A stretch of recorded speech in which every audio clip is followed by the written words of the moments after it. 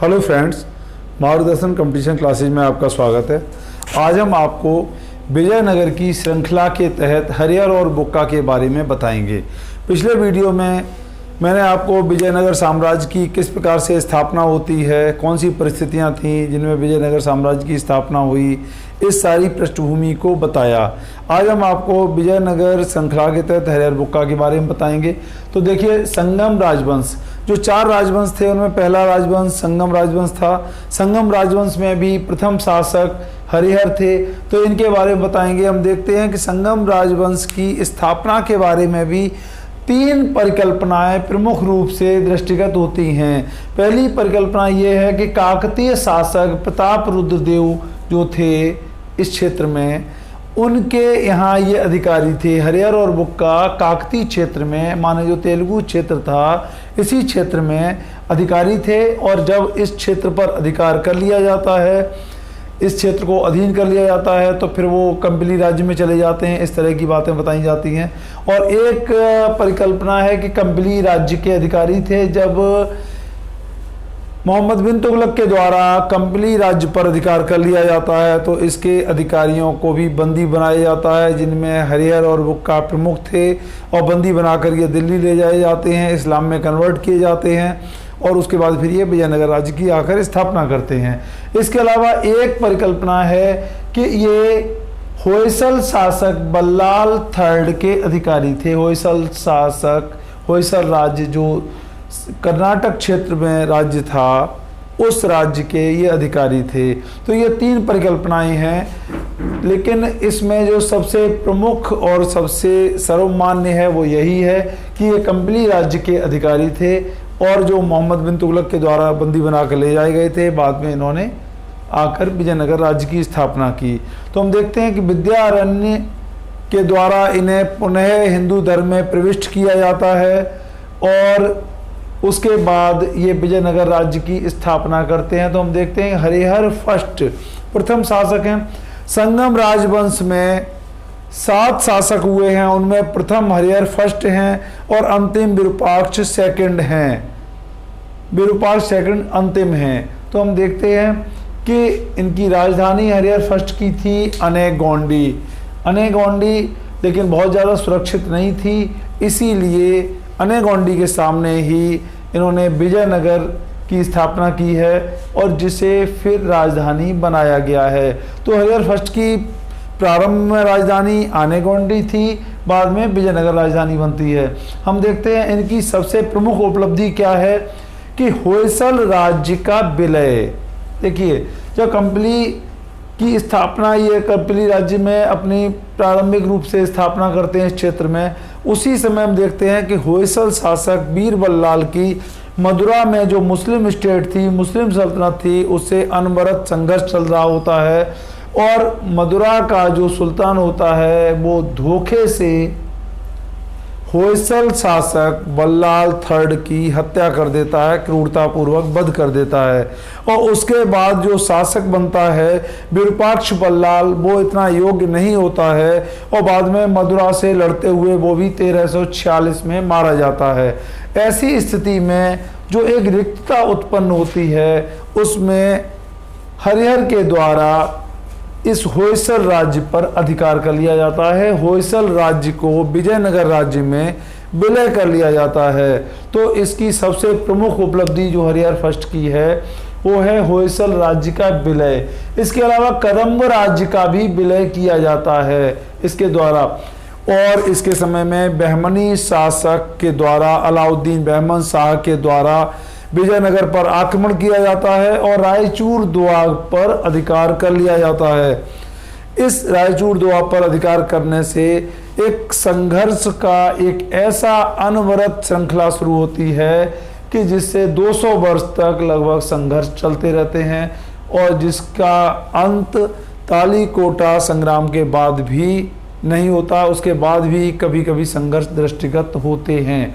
तो हम देखते हैं कि इसके समय की जो प्रमुख उपलब्धि है होयसल राज्य का विलय है।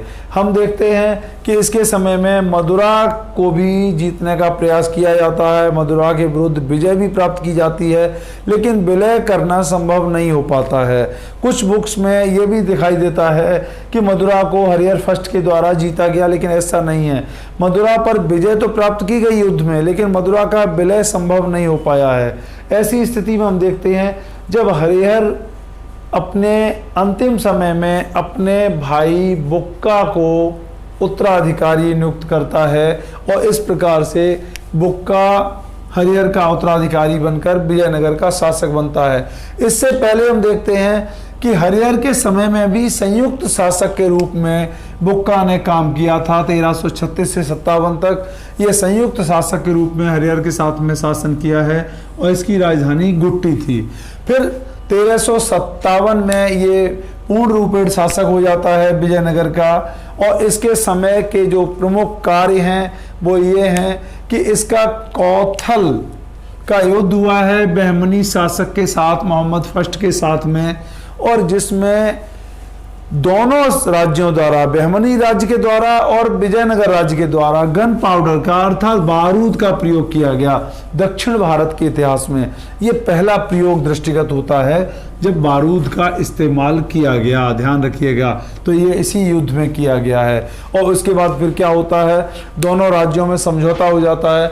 इस बहमनी राज्य से संघर्ष से पहले इसने क्या किया था, बुक्का ने काकतीय राज्य से अपनी संधि की थी और उनसे समझौता किया था। इसके बाद बहमनी राज्य के विरुद्ध अभियान किया है।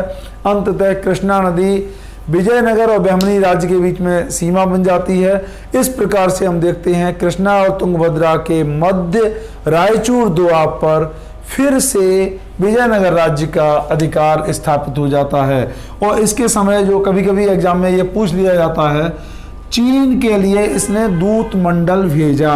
प्रथम शासक है विजयनगर का जिसने चीन से अपने संबंध स्थापित करने का प्रयास किया। और इसके समय की जो सबसे महत्वपूर्ण उपलब्धि है वो है मदुरा विजय।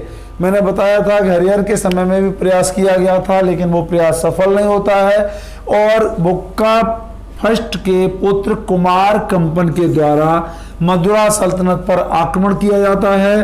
और मदुरा सल्तनत पर आक्रमण के बाद अंततः विजय स्थापित की जाती है। और ये विजय इतनी महत्वपूर्ण थी कि मदुरा सल्तनत का अंततः विजयनगर में विलय कर लिया जाता है। इस प्रकार से धुर दक्षिण तक विजयनगर राज्य पूर्ण रूप में स्थापित हो जाता है।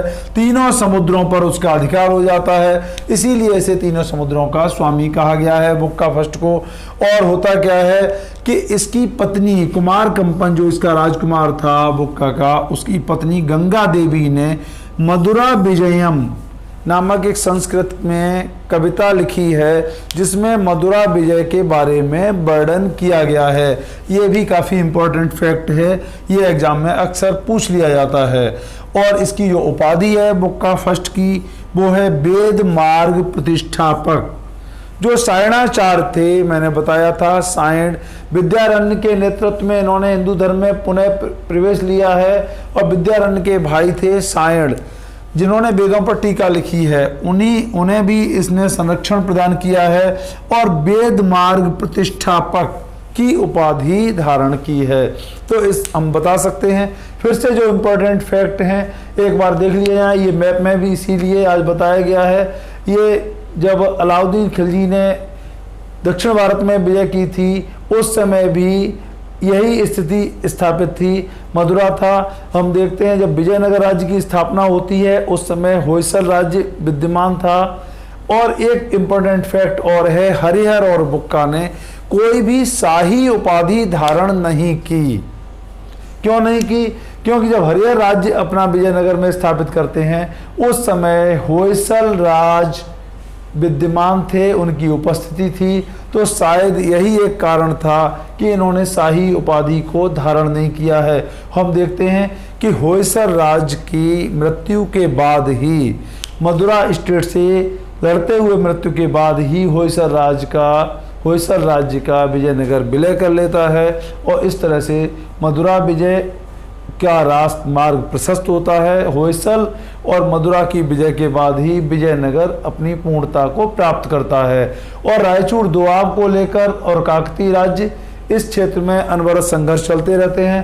अंततः विजय कृष्णदेव राय के समय में हम देखते हैं कि उड़ीसा तक अभियान किए जाते हैं। रायचूर दोआब पर भी दृढ़ता से स्थापना की जाती है और इस प्रकार से अपनी पूर्णता को विजयनगर प्राप्त करता है। तो इसके बारे में हम इम्पोर्टेंट जो फैक्ट हैं वो बता देते हैं कि संगम वंश प्रथम राजवंश था विजयनगर का। इसकी स्थापना हरिहर फर्स्ट ने की थी। हरिहर फर्स्ट की सबसे प्रमुख उपलब्धि हम कह सकते हैं होयसल राज्य का विलय किया गया है। कदम राज्य का भी विलय किया है और रायचूर दोआब इनके हाथ से निकल गया है। बहमनी राज्य से संघर्ष का प्रारंभ हरिहर फर्स्ट के समय में ही हो जाता है और बुक्का फर्स्ट के समय में हम देखते हैं कि कौथल के युद्ध में बहमनी राज्य के साथ में युद्ध में बारूद का इस्तेमाल पहली बार किया जाता है और चीन दूतमंडल भेजा गया। ये भी इम्पोर्टेंट फैक्ट है। कुमार कंपन के द्वारा जो राजकुमार था मदुरा सल्तनत की विजय स्थापित की जाती है, उसका विलय किया जाता है।